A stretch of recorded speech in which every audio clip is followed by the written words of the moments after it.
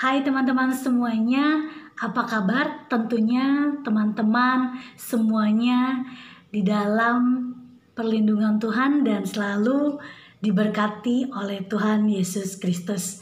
Ya, teman-teman, kembali lagi bersama dengan saya, Kak Oci. Kita mau mendengarkan renungan pada pagi hari ini di hari Minggu tanggal 14 Juni tahun 2020. Mari teman-teman siapkan Alkitab kita dan kita akan membacanya bersama-sama dan merenungkannya juga untuk mendapatkan setiap hal yang baik dari firman Tuhan. Sebelum kita membaca firman Tuhan, kita buka firman Tuhan terlebih dahulu dari Perjanjian Lama. Tepatnya di kitab Kejadian pasal 31 ayat 43 sampai 50. Kita berdoa jika teman-teman sudah mendapatkannya. Kita satu di dalam doa. Bapa yang Maha Kasih, kami boleh mengucap syukur. Berkatilah kami dan bimbinglah kami dengan kuasa Roh Kudus-Mu saat kami akan mendengarkan firman Tuhan. Inilah kami ya Tuhan, layakkanlah kami untuk menyambut firman kehidupan yang berasal daripada-Mu. Amin. Ya, teman-teman, mari kita membaca dari kitab Kejadian pasal 31 ayat 43 sampai 50. Lalu Laban menjawab Yakub, "Perempuan-perempuan ini anakku dan anak-anak lelaki ini cucuku dan ternak ini ternakku. Bahkan segala yang kau lihat di sini adalah milikku. Jadi apakah yang dapat kuperbuat sekarang kepada anak-anakku ini atau kepada anak-anak yang dilahirkan mereka? Maka sekarang marilah kita mengikat perjanjian, aku dan kau, supaya itu menjadi kesaksian antara aku dan kau." Kemudian Yakub mengambil sebuah batu dan didirikannya menjadi tugu. Selanjutnya berkatalah Yakub kepada sanak saudaranya, "Kumpulkanlah batu." Maka mereka mengambil batu dan membuat timbunan. Lalu makanlah mereka di sana di dekat timbunan itu. Laban menamai timbunan batu itu Yegar Sahaduta, tetapi Yakub menamainya Galet. Lalu kata Laban, "Timbunan batu inilah pada hari ini menjadi kesaksian antara aku dan kau." Itulah sebabnya timbunan itu dinamainya Galet dan juga Mispa. Sebab katanya, "Tuhan kiranya berjaga-jaga antara aku dan kau apabila kita berjauhan. Jika engkau mengaibkan anak-anakku dan jika engkau mengambil istri lain di samping anak-anakku itu, ingatlah, walaupun tidak ada orang dekat kita, Allah juga yang menjadi saksi antara aku dan engkau." Demikianlah firman Tuhan kita pada pagi hari ini. Ya, teman-teman, kita mau mengetahui tentang latar belakang dari firman Tuhan kita pada pagi hari ini. Kita juga mau mengenal tokoh dari pembacaan kita dari Kejadian pasal 31 ini. Tokohnya ada Laban dan Yakub. Laban adalah paman dari Yakub. Lalu apa yang dilakukan oleh Yakub kepada Laban? Dan apa yang dilakukan Laban terhadap Yakub juga? Yakub bekerja kepada Laban untuk mendapatkan dua anak dari Laban, yaitu Lea dan Rahel. Lea kakak dan Rahel adik. Untuk mendapatkan mereka berdua untuk menjadikan istri dari Yakub, Yakub harus bekerja selama 14 tahun. Lalu Yakub bekerja lagi untuk mendapatkan ternak-ternak dari Laban selama 6 tahun. Jadi Yakub bekerja untuk Laban dan Laban mempekerjakan Yakub. Yakub bekerja untuk Laban totalnya sampai 20 tahun. Sepanjang perjalanan kehidupan Yakub, Laban mempunyai kecurigaan tentang harta yang sudah dimiliki oleh Yakub. Lalu Yakub pun mempunyai niat dan dia ingin kembali kepada ayahnya atau tanah ayahnya. Dia mendapatkan bisikan dari Tuhan. Tapi kalau dia izin kepada Laban yang adalah paman dan juga mertuanya itu, pasti mungkin kalau kata zaman sekarang ya nggak dibolehin. Karena mungkin Yakub akan membawa anak-anaknya dan ternak-ternaknya. Lalu tetap Yakub pergi. Ya, ketika Yakub pergi, selama sudah hampir 3 hari, Laban mendapatkan suara dari Tuhan bahwa kalau dia bertemu dengan Yakub supaya dia tidak harus berbuat sesuatu yang mungkin yang dibilang tidak usah membuat hal yang tidak baik gitu. Lalu Laban bersama dengan sanak saudaranya dia pergi menyusul Yakub. Kira-kira sudah 7 hari lah dalam perjalanannya Yakub, Laban menyusulnya. Sampailah mereka bertemu di pegunungan Gilead. Sesampainya mereka di sana, yaitu Laban bertemu dan berjumpa dengan Yakub. Pada waktu mereka bertemu, ternyata mereka ada sesuatu yang terjadi, yaitu ada suatu perselisihan. Perselisihan yaitu suatu pertengkaran, percekcokan antara mereka berdua. Di mana kalau Laban curiga kalau Yakub sudah mengambil atau mencuri barang kepunyaan dari Laban. Nah, Yakub merasa marah dong. Dia merasa marah, panas hatinya. Dia merasa ini tidak adil kalau dia merasa dituduh telah mengambil barang milik dari Laban, yaitu terafim. Nah, karena Yakub sangat marah, akhirnya Yakub mengungkapkan semua apa yang selama ini dia pendam di dalam dirinya saat dia bersama dengan Laban dan bekerja kepada Laban. Jadi dia mengungkapkan semuanya itu dan akhirnya Laban merasa dia menjadi diam. Dia merasakan bahwa dia menjadi lemah dengan apa yang dibicarakan oleh Yakub. Karena dia tahu bahwa Yakub ini sebenarnya yang dia katakan dia benar. Dia tidak melakukan apa yang ada di dalam pikiran Laban. Yakub melakukan semuanya itu karena pertolongan dari Tuhan. Yakub mengakui bahwa saat dia bekerja kepada Laban, dia mendapatkan pertolongan dari Tuhan. Lalu Laban memutuskan untuk mengadakan suatu perjanjian.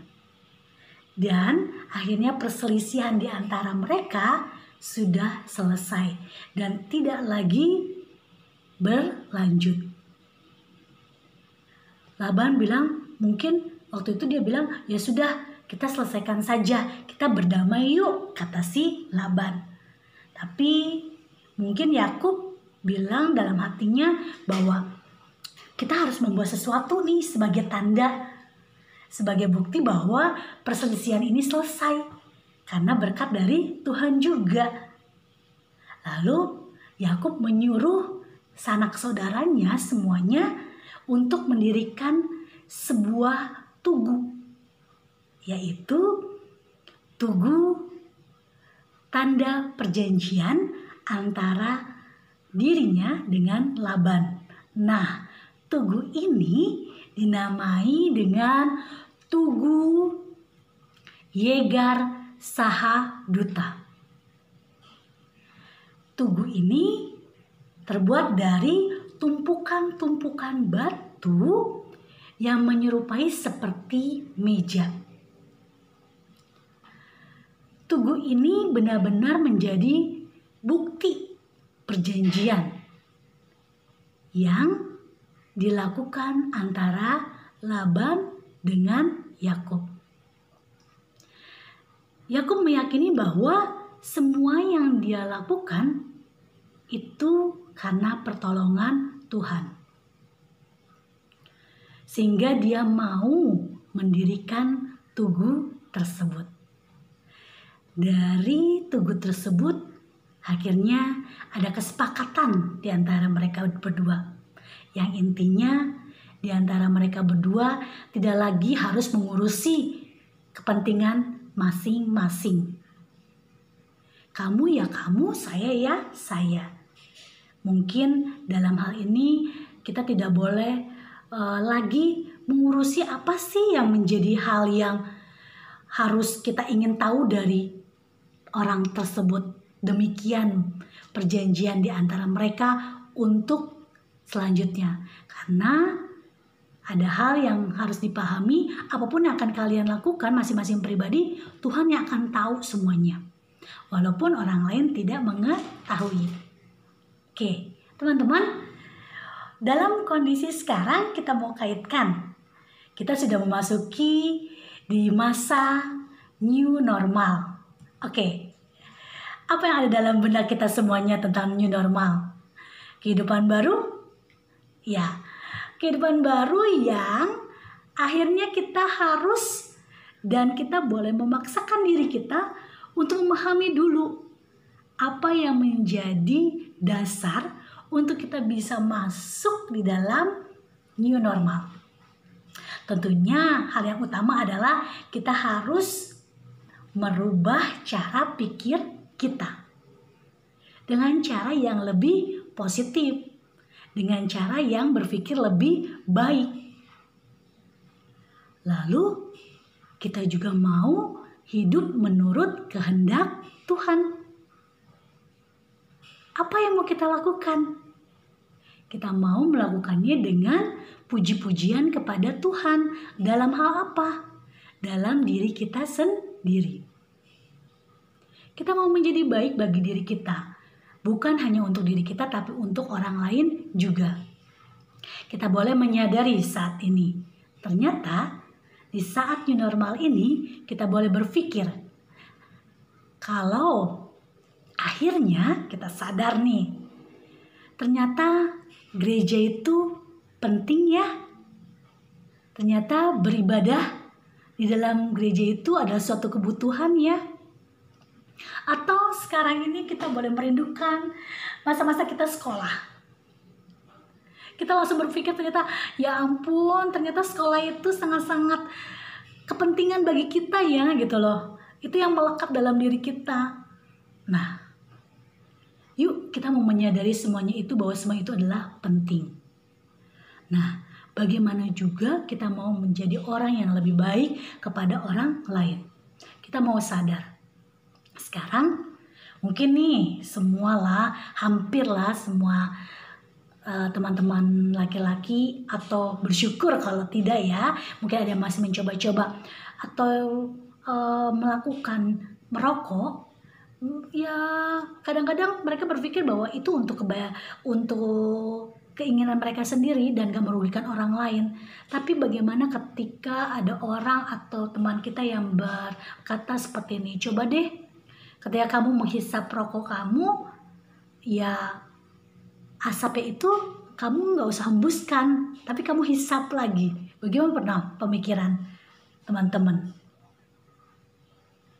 Lalu kalau kita sebel sama orang nih, banyak kan teman-teman yang perempuan kali ya.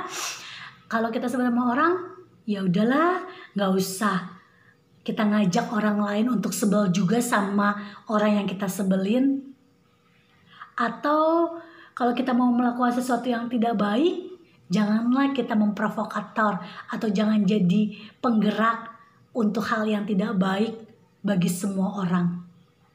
Tapi kita mau melakukan perubahan dalam diri kita, dari pikiran kita, dari hati kita melakukan sesuatu yang lebih baik lagi.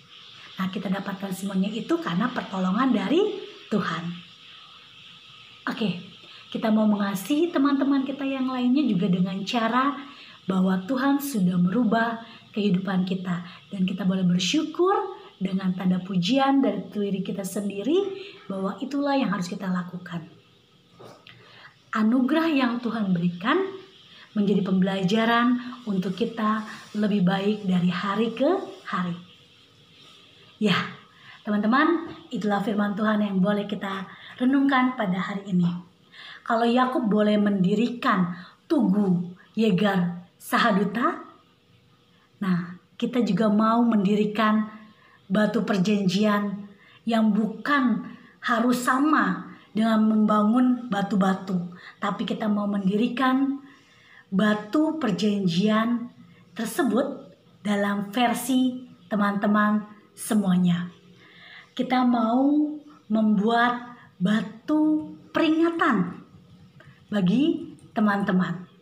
Ya, oke, teman-teman, saya mau mengajak teman-teman untuk kita membuat, ya, kita mau membuat suatu boleh cerita lah ya, cerita. Oke, kita mau membuat batu peringatan versi teman-teman. Teman-teman boleh mengupload foto atau video teman-teman tentang momen atau kejadian yang merupakan itu adalah suatu hal yang paling saya nikmati. Itu mungkin suatu anugerah dari Tuhan. Nah, teman-teman bisa mengupload foto tersebut di Instagram PT Pankas. Oke. Teman-teman upload di @pt.pankas, di posting teman-teman dan tulis hashtag tagar batu peringatanku dan tagar cerita 30 hari. Kita mau berbagi hal yang positif, bukan hanya untuk diri kita sendiri, tetapi untuk orang lain. Tujuannya supaya kita semakin diberkati oleh Tuhan Yesus Kristus. Terima kasih, Tuhan memberkati. Kita satu di dalam doa. Terima kasih ya Tuhan untuk firman-Mu. Berbicaralah Tuhan terus sehingga kami boleh melakukan firman-Mu dengan baik. Amin. Terima kasih, Tuhan Yesus memberkati.